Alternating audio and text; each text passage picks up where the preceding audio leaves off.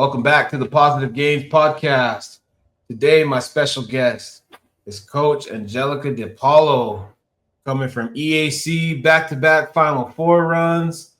Probably one of the up-and-coming coaches. It's coaching her butt off right now in JUCO.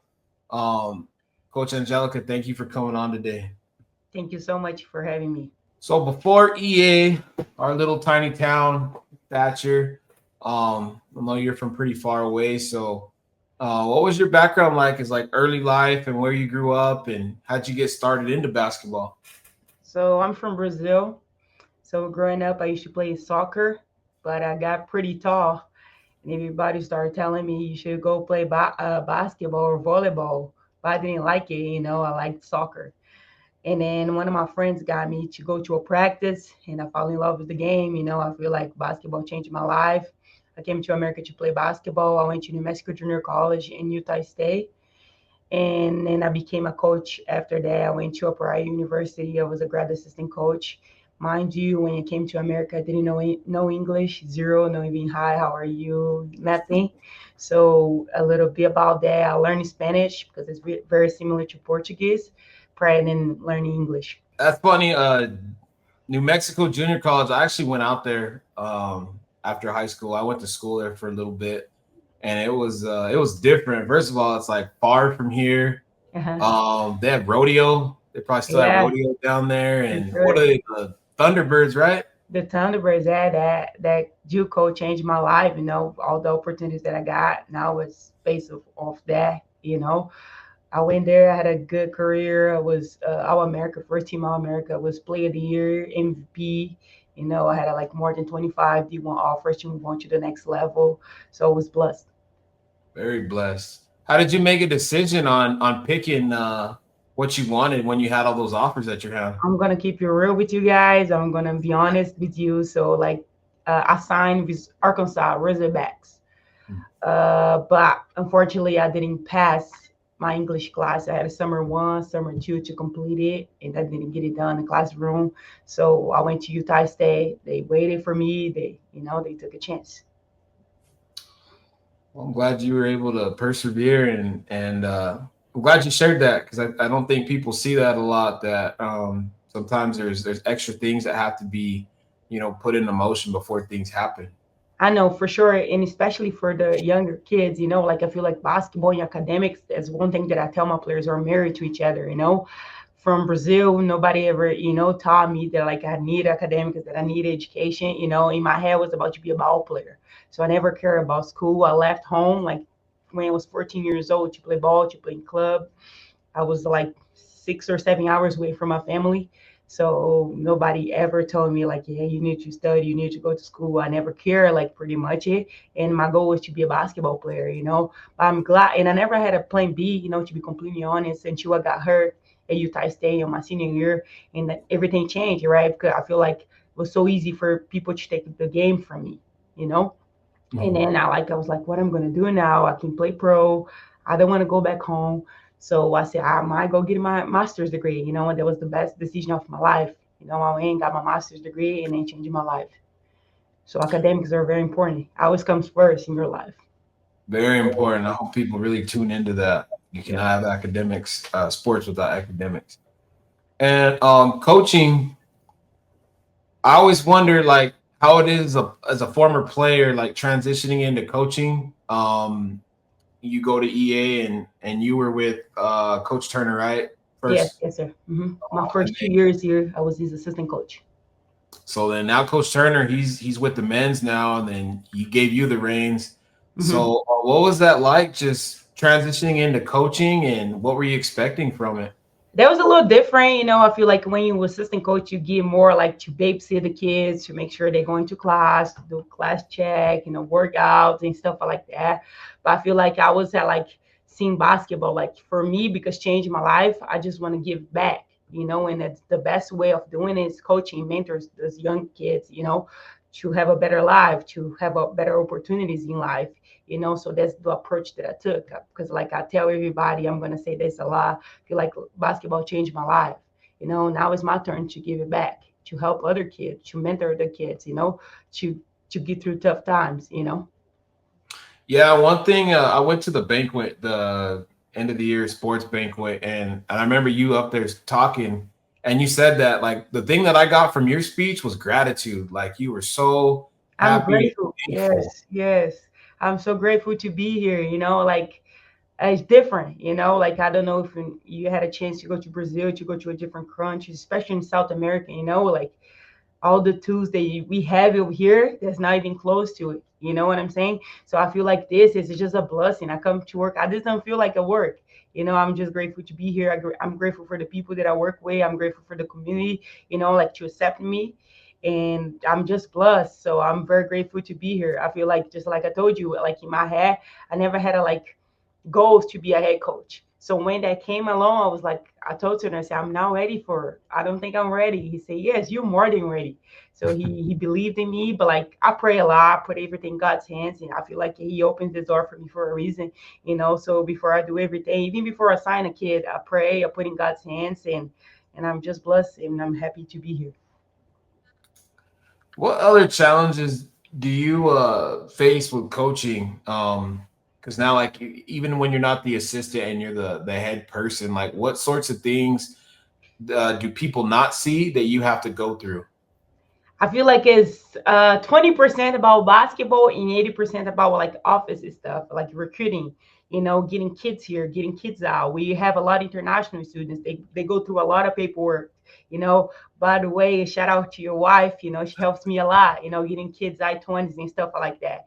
And I feel like it's stuff that happens every single day that people doesn't see. We get a lot of kids that don't speak English, you know. I feel like it's different when I became a coach, nobody ever told me, hey, I thought it was about you just hoop, like teach them how to play basketball, how to set, a DHO action, something like that. But like nobody told me about all the paperwork that we have to go through. I feel like it's bigger. It's bigger than basketball at times. And I imagine that phone, like, it's not a typical 9 to 5. Like, you're constantly on your phone, probably looking at different things, looking at film, making calls. So it's a lot of different hours, huh? Yeah, for sure. We have to recruit, we have to watch film, we have back-to-back games. We gotta make highlights for our kids to move on to the next level, like helping them out and email coaches, to make sure they come checking them out to a practice, to a game. So come, yeah, there's a lot of hours, a lot of after hours, I would say. How about the best part of coaching? Like, what brings you the most, happiness, from all of it? I feel like changing the kid's life, like for them to see that they can come to a junior college and have opportunity to move on to the next level. Some of them are even getting money, like over the last 2 years, they have kids that had like NIL deal. They'll change their life forever. Like Sarah Dane, she was my player the past 2 years. She's moved on. She went to Florida, the Gators. Before she left, she just came here. We were both crying. She's saying like she appreciated me that I changed her life. I feel like it's like I told you, like how basketball changed my life. Grateful to have the opportunity to change somebody else's life too, to bring kids from different countries, like to learn a new language and to get education, to move on to the next level, like Sarah Day. And I mean, yeah, the proof is out there because another thing that stuck with me is, yeah, Sarah was moving on, and she actually shared in church, her testimony, and Yep. kind of talked about where she thought maybe she wasn't going to get anything after the initial, before she got the EA. So she's going out. There's another girl going out. There's a local girl. Like, Yes, this year we had 5 kids move on to the next level. We have Ashlyn Clarkson. She's going to Arkansas Razorbacks. Sarah Dane, Florida the Gators. Celestine Secretary, she's going to Weber. Millie Pearson, she's going to Texas, which is a D2 in Texas. And Serene Sanders, she's from Phoenix. She's going to Nelson University. and how is it when you're recruiting, or excuse me, trying to send people out? Like, you have to build a pretty good relationship and Yeah, keep in close contact with these other coaches, right? and we gotta keep it real, like I'll never like when they call me, I'll keep it real. They ask a question. The first question the coach is always asking me about the kids are like off the court, like the grades, how it's like it, or the coachable and stuff like that. Some people don't understand that. That's bigger than basketball. I feel like I always keep it real with coaches because I was one of them to come back and recruit kids from our program. I'll tell the truth, the honest truth. that's good to work with them, if I enjoy my time with them, if they don't have a good grades, if they struggle back home. So for me, it's important to keep it real to the other coaches, because we always want them to come back and recruit kids from Eastern Zone College. Back-to-back Final Fours. I mean, you guys kind of shook up the town. I feel like you put your stamp on it. Like now everybody knows what the expectations are. You guys get after it. Exciting games. So what was that process like? Just getting back to it after some people probably thought, I don't know if you'll be back. I know for sure, especially last year. Like we had like 13 kids on our roster, only 6 or 7 kids was able to play. And I feel like that was like different for us, but like we pride ourselves on defense. Feel like defense win championship. In the goals every day, if you want to come to our practice sometime, next semester to check it out, the goal is for practice to be harder than the game. So we compete. Our practices are very scrappy. We almost fight, but like in a good is a good fight. Like I just want to make sure that they know, like, because if you practice, it's harder when you get to the game, it's easier. So the goal is for them to challenge each other every single day to make each other better. And I feel like peek back on the Final Four, back to back, there was a no, that was a special 2 years, special group of the girls. This year I feel like if it was not under the circumstance, we were supposed to be champs. Like I don't know if you guys know the story behind. Had Sarah was ejected, had Trinity Mayer ejected, and Stephanie. The day of the game, she lost her mom, so I had to send her back to Brazil. I feel like, in my opinion, as a coach, I think we had the best team over there. But like unfortunately, that was not the time. So I'm looking for the next year. Maybe trying to get you the Final Four, trying to get you the championship game. And I think it goes back into what you're saying earlier, like as far as 20%, would you say on the court, 80% off? Because like if you deal with somebody that has a loved one that passes away, it's not about basketball. It's about Yes. life, and you're setting them up for life. So I think, like you said, there's a lot of things that people don't see, many different hats that you have to wear. No, for sure. Especially this year at the Final Four, there was like 30 minutes before a shoot around time. You were ready to go to the gym. When Stephanie got that call, changed everything. I didn't care about shoot around. I didn't care about the game. I was just like wanted to be there by her because like unfortunately she was like 17 hours away from home. We didn't know because in Brazil stuff happened very fast. We didn't know if she would have time to go say goodbye to her family and stuff like that. So that day was very emotional. I feel like that was the hardest day of my career, as a coach. Yeah, at that time, basketball didn't matter because like I put myself in her shoes. My family is all the way in Brazil, far away from Brazil. I haven't been here for 10, 12 years without seeing my family. So yeah. So that day was hard. That was hard for me. That was hard for my team. That was hard for our staff. But I feel like that made us better. How do you keep the girls grounded? I mean, with all this success and a lot of wins, like I know that you guys are doing big things, but how do you keep it all in perspective? I feel like it's hard, especially, if it's this new generation, they get tired. Sometimes I feel like I call them soft. Sometimes, oh, coach, we tired, we practice a lot.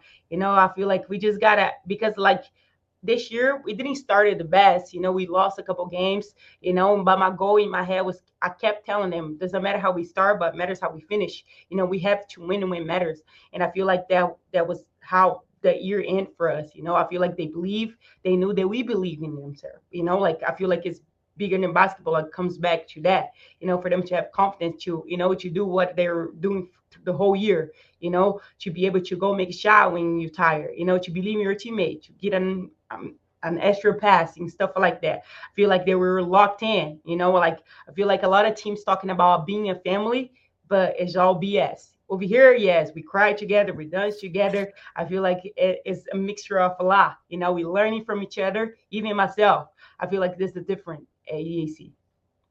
And so, no matter what, like all the success that you guys have had, you're letting people know, like we have fun, we get after it, but there's nothing soft over here. Like we come ready, we come prepared, and maybe it's not for everybody because, like you Yeah, said, that's not for everybody. That's for sure not for everybody. We have some practice players. We get after each other every single day, every single day. what would you tell somebody that because you guys have signed another local girl, people that want to play in college? Because like a lot of the kids now, it's D1 or bust. I feel like you gotta go where you want it. You know, Right. like a lot of you see a lot of kids, even kids from our program, that talk about going to Power Five to go D1. When they get there, they're not happy. You know, I feel like you just gotta see and look for what is best for you, the best fit for yourself. You gotta forget about social media because I feel like it's big time on social media, going D1, going Power Five, all that stuff. You know, doesn't matter. You know, like even junior college, a lot of people don't advise people to go to a JUCO because the junior college is people that don't have good grades and stuff like that. And we have kids over here with 4.0 GPA. Right. You just gotta go where you want it, and you gotta just develop. You know, like your mindset is always to be better every single day, better than you were yesterday. I think it's So the biggest thing. You know, you gotta forget about the title. It's D1, D2. You know, NIA. As long as you get a free education, no, you plus. you're winning. Yes, you winning for sure. So what types of things would you suggest to maybe some of the high schoolers that want to play? What types of things do you think they should be doing to maybe hope to get a scholarship? Work, Go. putting extra work out every single day. You know, not just in practice time. Get at home and work by yourself.